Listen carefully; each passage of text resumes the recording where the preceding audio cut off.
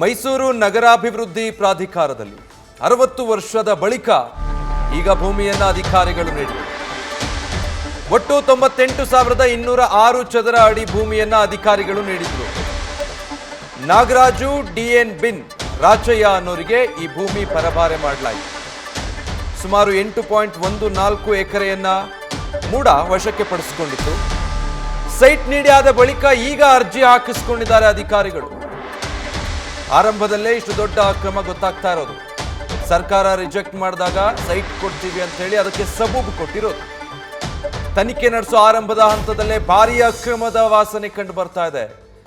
ಮೈಸೂರಿನ ಮೂಡಾದಲ್ಲಿ ಬ್ರಹ್ಮಾಂಡ ಭ್ರಷ್ಟಾಚಾರ ಆಗಿದೆ ಅನ್ನೋ ಆರೋಪದ ಹಿನ್ನೆಲೆಯಲ್ಲಿ ತನಿಖೆ ನಡೀತಾ ಇರೋದ್ರಿಂದ ಆರಂಭಿಕ ಹಂತದಲ್ಲೇ ಇದು ಗೊತ್ತಾಗ್ತಾ ಇರೋದು. ಅಂದ್ರೆ ಮೊದಲೇ ಅವ್ರಿಗೆ ಸೈಟ್ಗಳನ್ನು ಕೊಟ್ಬಿಟ್ಟಿದ್ದಾರೆ. ಅದಾಗಿ 10 ದಿನ ಆದ್ಮೇಲೆ ಅವ್ರಗಳ ಹತ್ರ ಸೈಟ್ಗೆ ಅರ್ಜಿ ಹಾಕಿಸ್ಕೊಂಡಿರೋದು. ಈ ಕುರಿತು ನಮ್ಮ ಪ್ರತಿನಿಧಿ ರವಿ ಪಾಂಡವಪುರ ಕೃಷ್ಣರಾಜ ಕ್ಷೇತ್ರದ ಶಾಸಕ TS ಶ್ರೀವತ್ಸ ಅವರನ್ನ ಮಾತನಾಡಿಸಿದ್ದಾರೆ. ಏನ್ ಹೇಳಿದ್ದಾರೆ ಶಾಸಕರು ನೋಡೋಣ. ಬಗೆದಷ್ಟು ಮೂಡ ಅಕ್ರಮ ಬಯಲಿಗೆ ಬರ್ತಿದೆ. ನಿನ್ನೆಯಷ್ಟೇ ಶಾಂತಮ್ಮ ಎಂಬ ಮಹಿಳೆಗೆ ಸೈಟ್ ಅನ್ನ ಅಲರ್ಟ್ ಮಾಡಿದ್ದ ಹಗರಣ ಬೆಳಕಿಗೆ ಬಂದಿತ್ತು. ಅದನ್ನ ಕೃಷ್ಣರಾಜ ಕ್ಷೇತ್ರದ ಶಾಸಕರಾದ TS ಶ್ರೀವತ್ಸ ಅವರು ಬೆಳಕಿಗೆ ತಂದಿದ್ರು. ಆದರೆ ಇವತ್ತು ಮತ್ತೊಂದು ಸೈಟ್ ಅದೇ ರೀತಿ ನೀಡಿದ್ದ ಪ್ರಕರಣ ಬೆಳಕಿಗೆ ಬರ್ತಿದೆ. ಈ ಸಂಬಂಧ ಮಾತಾಡಲಿಕ್ಕೆ ನಮ್ಮ ಜೊತೆ ಕೃಷ್ಣರಾಜ ಕ್ಷೇತ್ರದ ಶಾಸಕರಾದಂತಹ ಹಾಗೂ ಪ್ರಕರಣವನ್ನು ಬಯಲಿಗೆ ಎಳಿತಿರುವಂತಹ ಶ್ರೀವತ್ಸ ಅವರಿದ್ದಾರೆ. ನಾನು ಮಾತಾಡಿಸ್ತಾ ಹೋಗ್ತೀನಿ. ಸರ್, ನಿನ್ನೆ ಒಂದು ಪ್ರಕರಣ ಬೆಳಕಿಗೆ ಬಂದಿದೆ, ಶಾಂತಮ್ಮ. ಇವತ್ತು ನಾಗರಾಜ್ ಅವ್ರದ್ದು. ಈ ನಾಗರಾಜ್ ಯಾರು, ಏನ್ ಕೊಟ್ಟಿದ್ದಾರೆ ಇವ್ರಿಗೆ, ಎಷ್ಟು ಸೈಟ್ ಕೊಟ್ಟಿದ್ದಾರೆ, ಹೇಗೆ ಅಲರ್ಟ್ ಮಾಡಿದ್ದಾರೆ ಸರ್? ನಾಗರಾಜ್ ಅವರ ಪ್ರಕರಣವು ಇದೇ ತರ ಇದೆ ನೋಡಿ. ಆದೇಶ ಮಾಡ್ತಾರೆ 1968ರಲ್ಲಿ ವಶಪಡಿಸ್ಕೊಂಡಿದ್ವಿ, ನಾವು ಸ್ವಾಧೀನಪಡಿಸ್ಕೊಂಡಿದ್ವಿ ಅಂತ. ಇಲ್ಲೇ ಕಾಣುತ್ತದು 1968. ಆವಾಗ ನಾವು ಪರಿಹಾರ ಕೊಟ್ಟಿಲ್ಲ ಅಂಥೇಳಿ ದಾಖಲೆಗಳಲ್ಲಿ ತೋರಿಸ್ತಾರೆ, ತಗೊಂಡಿರಲಿಲ್ಲ ಅಂತ. ಹಳೆಯ ಪ್ರಕರಣಗಳಿಗೆ ಕೊಡೋದಕ್ಕೆ ಬರೋದಿಲ್ಲ. ಆದರೆ ಮುಂದುವರೆದು ಎಲ್ಲವನ್ನೂ ಮಾಡಿ ಆದೇಶ ಮಾಡ್ತಾರೆ.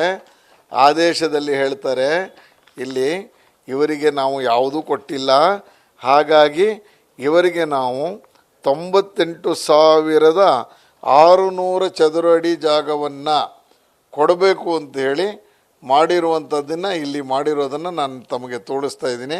98,206 ಚದರ ಮೀಟರ್ ಅಂತ ಹೇಳಿದ್ರೆ ಸರ್, ಅಡಿ ಎಷ್ಟು ಮೌಲ್ಯದ್ದು ಸರ್ ಇದು?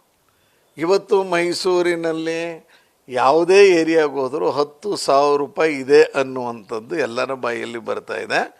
ಈ 98,000 ಚದರ ಅಡಿಗೆ 10,000 ರೂಪಾಯಿ ಹಿಂಗೆ ಲೆಕ್ಕ ಹಾಕ್ಕೊಂಡ್ರೆ ಇದರ ಹಗರಣದ ಮೊತ್ತ ಗೊತ್ತಾಗುತ್ತೆ.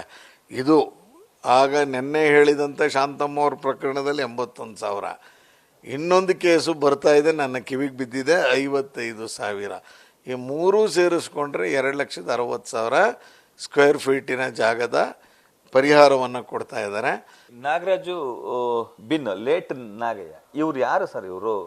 ಇವರು ವ್ಯಕ್ತಿ ಬದುಕಿದ್ದಾರಾ ಅಥವಾ ಹೇಗೆ ಸರ್? ಎಲ್ಲ ಸಾಧ್ಯನೇ ಇಲ್ಲ ಅಂತ ಕಾಣುತ್ತೆ.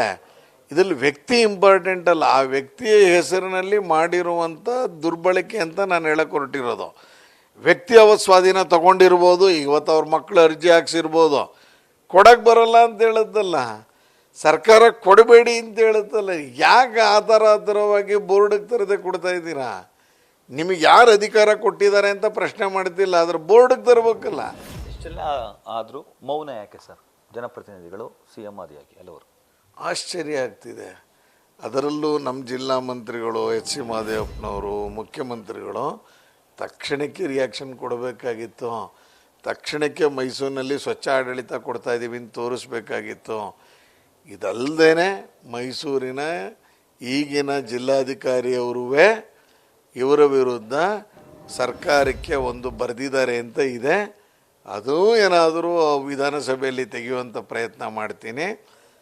ಜಿಲ್ಲಾಧಿಕಾರಿ ರಿಪೋರ್ಟ್ ಮೇಲೂ ಈಗಾಗಲೇ ಮಾಡಿಬಿಡ್ಬೇಕಾಗಿತ್ತು. ಮಾಡದೆ ಈ ರೀತಿಯಲ್ಲಿ ಮೈಸೂರು ನಗರದಲ್ಲೇ ಹಗರಣ ಮಾಡೋಕ್ಕೆ ಬಿಟ್ಟಿದ್ದೀರಾ, ಇದು ನನ್ನ ಆರೋಪ. ಇದಿಷ್ಟು ಕೃಷ್ಣರಾಜ ಕ್ಷೇತ್ರದ ಶಾಸಕರಾದ TS ಶ್ರೀವತ್ಸ ಅವರ ಮಾತು. ಕ್ಯಾಮರಾ ಪರ್ಸನ್ ವಿನಯ್ ಜೊತೆ Ravi Pandavapura, news first Mysuru. News first ನಿರ್ಭೀತಿಯಿಂದ ನಿಮ್ಮ ಪರವಾಗಿ.